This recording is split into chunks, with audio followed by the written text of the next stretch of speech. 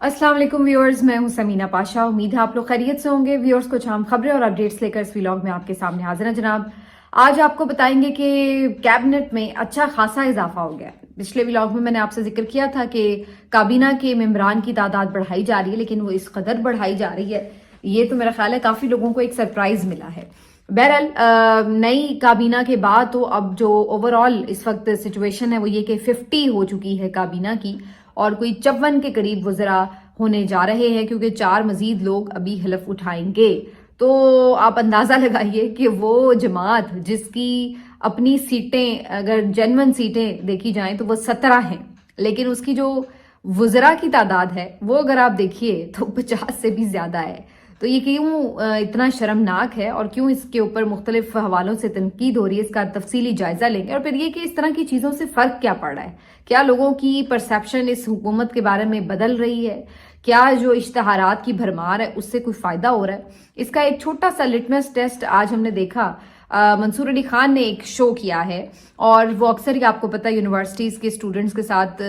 Show करते रहते हैं, जिससे एक पल्स आपको मिलती है कि स्टूडेंट यूथ इस वक्त क्या सोच रही है। तो इसके बारे में बड़ी दिलचस्प एक जो सिचुएशन है सामने आई है, आपके साथ शेयर करूंगी। इसके साथ साथ कुछ केपी हुकूमत की भी बात करेंगे, क्योंकि जहां बड़ी प्रोजेक्ट्स की बात होती है पीएमएलएन के, पंजाब हुकूमत के, वहां केपी को भी देखना पड़ेगा कि जी वो क्या कर रहे हैं। तो उन्होंने भी आज एक नया प्रोजेक्ट लॉन्च किया, उसके हवाले से आपको बताएंगे। और इसके साथ साथ ये भी आपको बताएंगे कि आसिफ जरदारी साहब जो हैं वो भी लाहौर आ गए हैं, तो उनका क्या मकसद हो सकता है। तो काफी कुछ इस व्लॉग में। आपसे रिक्वेस्ट है कि चैनल को सब्सक्राइब कर लें अगर अभी तक सब्सक्राइब नहीं किया। तो बात करते हैं जी सबसे पहले कैबिनेट की। जैसे मैंने आपको कहा, जहाजी काबीना तकरीबन 50 के करीब हो चुके हैं। इसके मुख्तलिफ वज़रा, मुआविन खुसूसी, वजीर मुमलिकत और मुशीर वगैरह, और कुल मिला के अभी अंदाजा है कि 54 के करीब हो जाएंगे, क्योंकि और भी कई लोग इसमें शामिल होने जा रहे हैं। तो आज ये हलफ बर्दारी की तकरीब भी हुई, हलफ उठा लिया गया। कुछ वज़रा पहुंच नहीं पाए क्योंकि बारिश थी, ट्रैफिक जैम थी, और आज काफी ज्यादा बुरा हाल था इस्लामाबाद में ट्रैफिक जैम के हवाले से, क्योंकि रावलपिंडी में मैच भी था, उसकी वजह से भी स्पेशल प्रोटोकॉल और सिक्योरिटी रीजंस, जिसकी वजह से रास्ते भी बंद और इस तमाम मामलात। बहरहाल किस्सा मुख्तसर के ये जो वज़रा हैं नए, उन्होंने हलफ उठा लिया। अब इसमें जो तनकीद की बात है वो क्या है, एक तो ये कि ये समझ से बाहर है कि इतने सारे वज़रा का काम क्या है, क्योंकि अभी भी जो ऑलरेडी वज़रा मौजूद थे उनमें से बहुत सारे ऐसे थे कि जिनके पास कोई कलमदान है ही नहीं सिरे से। उन्हें पता ही नहीं है कि उनका काम क्या है, वो कौन से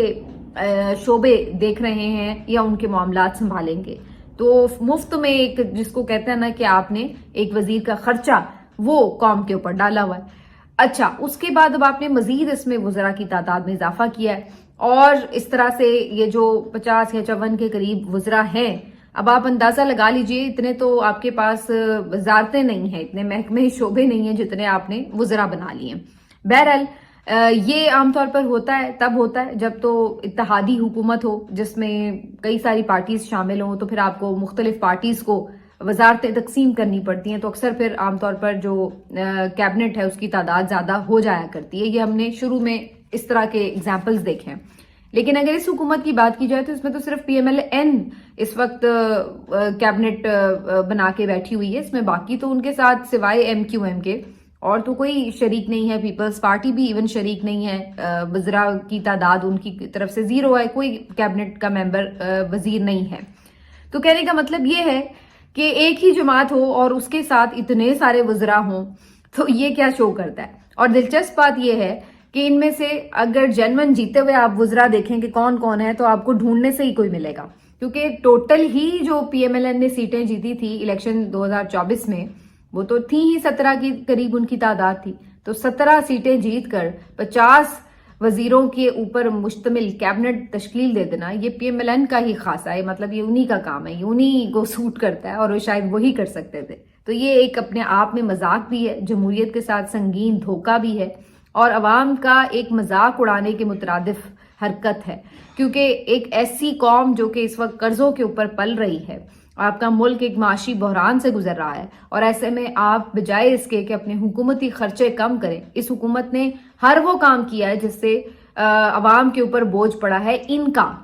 یعنی حکومت کا جو بوجھ ہے وہ عوام کے اوپر پڑا ہے. انہوں نے ہر وہ کام کیا ہے. مثلاً انہوں نے اپنی تنخواہیں بڑھائی ہیں, انہوں نے پارلیمنٹیرینز کی تنخواہیں بڑھائی ہیں, وزراء کی تنخواہیں بڑھائی ہیں, وزراء کی تعداد میں اضافہ کیا ہے, جو مختلف گاڑیاں ہیں ان کو ریپلیس کرنے کے حوالے سے کوئی پروٹوکولز ہیں ان کو آپ دیکھ لیجئے, تو جتنے فضول کے دورے ہیں باہر ممالک کے وہ آپ دیکھ لیجئے, صحافیوں کے اللے تللے دیکھ لیجئے جو یہ صحافیوں کو خوش کرنے کے لیے کھانے وانے یہ وہ ان چیزوں پہ پیسہ ضائع کرتے ہیں, جو اشتہارات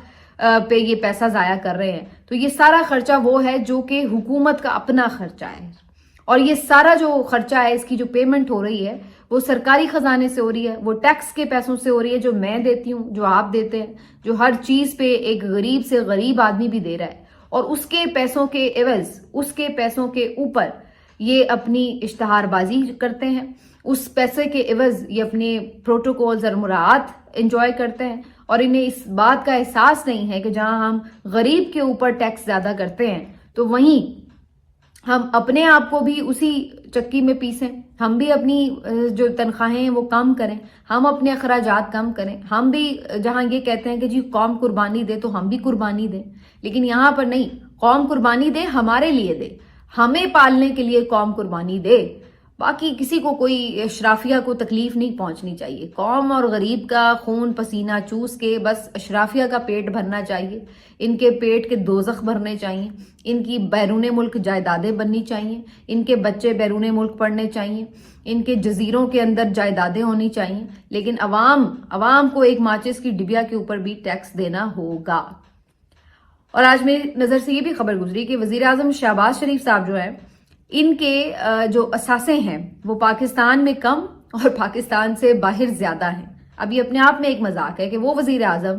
جو دنیا کے ہر کونے میں جا کر کشکول پھیلاتا ہے اور کہتا ہے کہ جناب ہمارے ملک میں انویسٹمنٹ کریں, ہم بڑی مشکلات میں پھنسے ہوئے ہیں, اور اپنے پیسے کو آپ ہمارے ملک میں لے کر آئیں, یہاں پہ انویسٹ کریں آ کے اپنا پیسہ, اور خود اس وزیر اعظم کا جو زیادہ پیسہ ہے وہ بیرون ملک ہے اور اپنے یہاں پہ اندرون ملک اس کے اثاثے کم ہیں. تو اس سے اندازہ لگا لیجئے کہ یہ لوگ پاکستان سے کتنے سنسیئر ہیں. یعنی اگر میں ایک بات دوسرے کو کہہ رہی ہوں کہ جی اس جگہ پہ پیسہ لگائیں, اور وہ کام میں خود نہیں کر رہی, اپنے پیسے میں نے محفوظ جگہ پہ رکھے ہوئے ہیں, تو پھر اس سے اندازہ لگا لیجئے آپ کہ پھر میں کتنی سنسیئر ہو سکتی ہوں اپنے ملک کے ساتھ. تو یہ تماشا ہے جو اس ملک کے ساتھ کیا جا رہا ہے, اس قوم کے ساتھ کیا جا رہا ہے. اچھا, پھر یہاں پر نوازنے کا جو سلسلہ ہے وہ صرف یہ نہیں کہ اپنے لوگوں کو نوازا گیا, بلکہ اس میں جو دھوکے باز لوگ ہیں, جنہوں نے فراڈ کیا, جنہوں نے کسی اور کے نام پر ووٹ لیے اور ان کو بیچا, فروخت کیا, ان کو بھی یہاں پر اکوموڈیٹ کیا گیا. اورنگزیب کھچی صاحب یہ پی ٹی آئی کے نام پر ووٹ جیت کر آئے, عمران خان کے نام پر ووٹ جیت کر آئے, اور یہاں انہوں نے اپنا جو ووٹ ہے وہ اس حکومت کو بیچا, اور پھر 26ویں ترمیم میں بھی حصہ ڈالا, اور ساتھ ساتھ اب ان کو اس خدمت کے عوض وفاقی کابینہ میں بھی شامل کیا گیا. اسی طریقے سے پرویز خٹک صاحب, انہوں نے تو سب سے پہلے ہی جو شروع میں دھوکے دینے والے لوگ تھے الیکشن سے بھی پہلے, یہ ان میں شامل تھے. انہوں نے تو باقاعدہ ایک پارٹی بھی بنائی اپنی طور پر پی ٹی آئی کی, تاکہ جو خیبر پختونخوا کا ڈینٹ ہے وہ ڈالا جا سکے پی ٹی آئی کو. اس کے بعد ہوا کیا, وہ تو ایک ہسٹری ہے کہ اپنی سیٹ تک بھی موصوف جیت سکے, تو اور کیا انہوں نے ڈینٹ ڈالنا تھا. لیکن بہرحال چونکہ انہوں نے اپنی کمزور سی صحت کے باوجود مقابلہ پورا کیا, کوشش پوری کی, تو اس وجہ سے ان کو بھی کیبنٹ میں شامل کر لیا گیا. اسی طرح مبارک زیب کھچی صاحب مبارک زیب یہ جو باجوڑ سے ایم این اے بنے, اور ان کی بھی سٹوری آپ کو پتا ہے کہ ریحان زیب جو کہ پی ٹی آئی کے کافی یعنی ڈائی ہارڈ قسم کے ورکر تھے, اگرچہ ان کی بھی کچھ کھٹپٹ تھی ٹکٹ کی تقسیم کے اوپر. جب گلظفر خان کو ٹکٹ دیا گیا, انہیں نہیں دیا گیا, تو انہوں نے اناؤنس کیا ہوا تھا کہ وہ الگ سے الیکشن لڑیں گے, اور لیکن نام جو وہ بھی استعمال کر رہے تھے, جو ووٹ مانگ رہے تھے وہ بھی خان کے نام پہ ہی مانگ رہے تھے. اس کے بعد اس کی نصیب میں جتنی زندگی تھی اس کو مار دیا گیا, تو اس کے بعد مبارک زیب جو ہے ان کے بھائی, انہوں نے الیکشن میں حصہ لیا اور انہوں نے الیکشن جیت بھی لیا. اب یہ شخص جو عمران خان کا مفلر پہن کر اس کی تصویر لگا کر ووٹ حاصل کرتا رہا, 26ویں ترمیم کے موقع کے اوپر انہوں نے بھی غداری کی اور جا کے ووٹ دے دیا 26ویں ترمیم کے حق میں, اور عمران خان صاحب کے کاز کو نقصان پہنچایا, ظاہر سی بات ہے. جس کے بعد ان کی بھی خدمت کے عوض ان کو اب کیبنٹ میں شامل کرنے کا پروانہ جاری کر دیا گیا ہے. اچھا, اب اس میں بھی جو مزے کی بات ہے وہ یہ ہے کہ اس وقت ان کو روکنے کے لیے، ان کو تمام ان کی جو ڈیمانڈز ہیں وہ پوری کرنے کے لیے بڑی کوشش کی گئی پی ٹی آئی کی طرف سے، لیکن یہ بندہ جس کو کہتے ہیں نا کہ پیچھے ہٹنے کے لیے تیار نہیں تھا کہ اس کو کوئی روک سکے، تو اس نے آخر تک بھی غداری ہی کرنی تھی، وہ انہوں نے کی۔ اسی طرح سے جو اور بھی ایسے کئی نام ہیں جن کو دیکھ کے حیرت ہوتی ہے کہ یہ جو نام ہیں ووٹ لے کر آئے عمران خان کے نام پر اور بعد میں انہوں نے ان کے ساتھ غداری کی، تو یہ اس وقت صورتحال رہی۔ باقی جی جو نئے آنے والے لوگ ہیں ان میں کئی ایسے وزراء ہیں جو کہ فارم 47 پر ہیں، جیسے کہ مصطفیٰ کمال صاحب اپنی سیٹ ہارے ہوئے ہیں لیکن وزیر بن جائیں گے، اون چودھری صاحب لاکھ ووٹ سے بھی زیادہ کے مارجن سے ہارے ہوئے ہیں لیکن وزیر بن چکے ہیں، حنیف عباسی صاحب وزیر بن گئے ہیں، رانا مبشر، طارق فضل چودھری یہ سب ہاری ہوئی سیٹوں پر وزیر بن رہے ہیں، جنید انوار صاحب اور بلال کیانی صاحب، ارمغان سبحانی صاحب، بیرسٹر عقیل صاحب، یہ سب کے سب اپنی سیٹیں ہارے ہوئے ہیں لیکن وزیر بن رہے ہیں۔ اور اس کے ساتھ ساتھ یہاں پہ بھی ایک ویسے میں دیکھ رہی تھی کہ وہ شروع ہوئی تھی تنقید، وہ یہ کہ یہ جو کیا کہتے ہیں شاور سے ہیں جی اختیار ولی صاحب، یہ کافی دکھی تھے اور یہ کہہ رہے تھے کہ جی ان کو کیوں وزیر نہیں بنایا گیا، بڑا دکھی سے انہوں نے شعر بھی جو ہے وہ پوسٹ کیا ہوا تھا آج، اور اس میں گلہ کرتے ہوئے نظر آ رہے تھے قیادت کے ساتھ کہ انہیں کیوں نظر انداز کیا گیا۔ تو ویسے میں اس بات کو تو کہوں گی کہ جہاں آپ نے اتنے ہارے ہوئے اور اس طرح کے ریجیکٹڈ لوگوں کو وزیر بنایا تو ایک وہاں سے بھی بندہ جو کم از کم اختیار ولی صاحب سے آپ لاکھ کے اختلاف کر سکتے ہیں، لیکن یہ بات صحیح ہے کہ وہ اپنی قیادت کے ساتھ رہے، بڑے کمیٹڈ ہیں، اور مشرف دور میں بھی ایون انہوں نے جیلیں بھی کاٹی اور بڑے اس وقت سے اکٹھے ہیں، اپنے لیڈر کے ساتھ جڑے رہے چاہے کیسے بھی حالات آئے۔ لیکن عام طور پر وہی بات ہے کہ ایسے موقعوں کے اوپر جب آپ دوسرے لوگوں کو اکوموڈیٹ کرتے ہیں تو جو آپ کے پرانے ساتھی ہوتے ہیں وہ بیچارے منہ دیکھتے رہ جاتے ہیں، تو ان کے ساتھ بھی کچھ ایسا ہی ہوا۔ بہرحال یہ افسوسناک مرحلہ ہے جی، یہ غیر ضروری خرچے پاکستان کے عوام کو برداشت کرنے پڑتے ہیں۔ میں ابھی دیکھ رہی تھی آج کے امریکہ کی اتنی بڑی آبادی ہے 35 کروڑ سے زائد، اور وہاں پہ آپ کیبنٹ دیکھ لیں کہ میرا خیال ہے 25-30 وزیر ہوتے ہیں۔ اسی طرح سے آپ چائنا کی دیکھ لیں، وہاں پہ بھی ایسی ہی صورتحال ہے، 1 ارب سے بھی زیادہ آبادی ہے، 25-30 وزیر ہوں گے۔ لیکن یہاں پاکستان میں اگر آپ اندازہ لگائیں کہ 25 کروڑ کی آبادی ہے اور 50 سے بھی زیادہ کیبنٹ منسٹرز جو ہیں وہ آپ نے بنا لی ہیں، تو یہ ہے جی آپ کے ساتھ آج جو نئی واردات ہوئی ہے۔ لیکن یہ سب کر کے کیا آپ مضبوط بن سکیں گے، یا مضبوطی کا جو ایک اسٹرانگ حکومت کا پیغام دینا چاہتے ہیں وہ آپ دے سکیں گے؟ اس کا تو کوئی آپ کو یعنی اگر ریالٹی چیک دیکھنا ہے تو کوئی مشکل کام ہی نہیں ہے، اور پتہ ان کو بھی ہے۔ ویسے یہ الگ بات ہے کہ اشتہاروں میں آپ دکھا رہے ہیں کہ بڑی ترقی کر کے آپ نے بڑا پرسیپشن بلڈ کرنے کی کوشش کی ہے، 8-10 آپ صحافی خرید لیں، کالمنسٹ خرید لیں اور انہیں کہیں کہ وہ آپ کی تعریفیں کریں ولاگز میں اور آپ کے کارناموں کے اوپر جھوٹے سچے کالم لکھیں، تو اس سے کوئی پرسیپشن بلڈ ہو جائے گی۔ تو کیا وہ کامیاب ہوئی؟ تو آج ہی منصور علی خان کا میں شو کا دیکھ رہی تھی کچھ حصہ جو کہ کافی سوشل میڈیا پر وائرل ہوا ہے، اس میں آپ یعنی واضح طور پر دیکھ سکتے ہیں کہ جو آپ کی اشتہاری مہم ہے یہ کتنی کامیاب ہوئی ہے۔ میں تو ان کو اشتہاری وزیر اعلیٰ کہتی ہوں، کیونکہ جتنا اشتہاروں میں یہ کام کرتی ہیں شاید ہی کوئی کرتا ہو۔ تو بہرحال یہ جو اشتہاری وزیر اعلیٰ ہیں یا جو یہ وزیر اعظم ہیں آپ کے بے اختیار سے اور بوٹ پالش کرنے والے، ان کی کیا اس وقت عوام میں ورتھ ہے؟ آخر میں اپنے شو میں منصور علی خان پوچھتے ہیں اسٹوڈنٹ سے کہ اگر آج الیکشن ہو تو آپ کس کو ووٹ دینا پسند کریں گے؟ تو تقریباً 90% سے بھی زیادہ جو طالب علم تھے انہوں نے پی ٹی آئی کے حق میں ہاتھ کھڑے کیے، جبکہ اگر پی ایم ایل این کی دیکھیں تو اکا دوکا ہی آپ کو ہاتھ نظر آتے ہیں۔ تو یہ ایک بڑا سمپل سا سروے تھا جو آپ کے سامنے ہوا ہے، اور اس میں یہ بھی نہیں کوئی کہہ سکتے کہ مینیپولیٹڈ ہے، کیونکہ وہاں پر اس پروگرام میں کوثر کاظمی صاحب جو کہ پنجاب حکومت کے ترجمان ہیں وہ سامنے ہی بیٹھے ہوئے تھے، اور آج ان کی بھی ذرا ہوش ٹھکانے آئے ہوں گے، کیونکہ ٹی وی پہ بیٹھ کے چرب زبانی کرنا بڑا آسان ہوتا ہے، جب آپ کا خود عوام سے براہ راست پالا پڑتا ہے تو سمجھ آتی ہے کہ آٹے دال کا بھاؤ کیا ہے، اور یہ جو اشتہار بازی اس کا کتنا فائدہ آپ کو ہو رہا ہے۔ تو سوال ان سے ہوئے،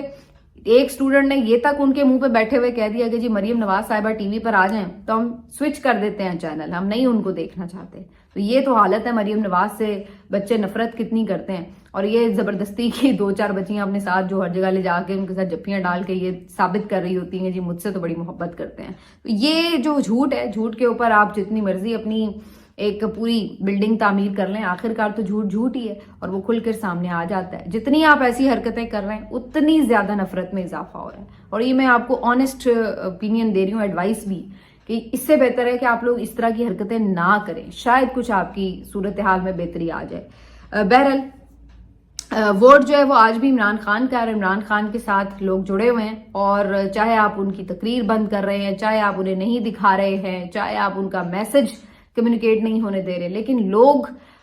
اس کے ساتھ جڑے ہوئے ہیں، اور وہ آپ ان کو اس سے الگ نہیں کر سکتے، آپ جو مرضی کر لیں۔ یہ ایک سمپل سی بات ہے، اس کو جتنی جلدی سمجھ لیا جائے اتنا بہتر ہے۔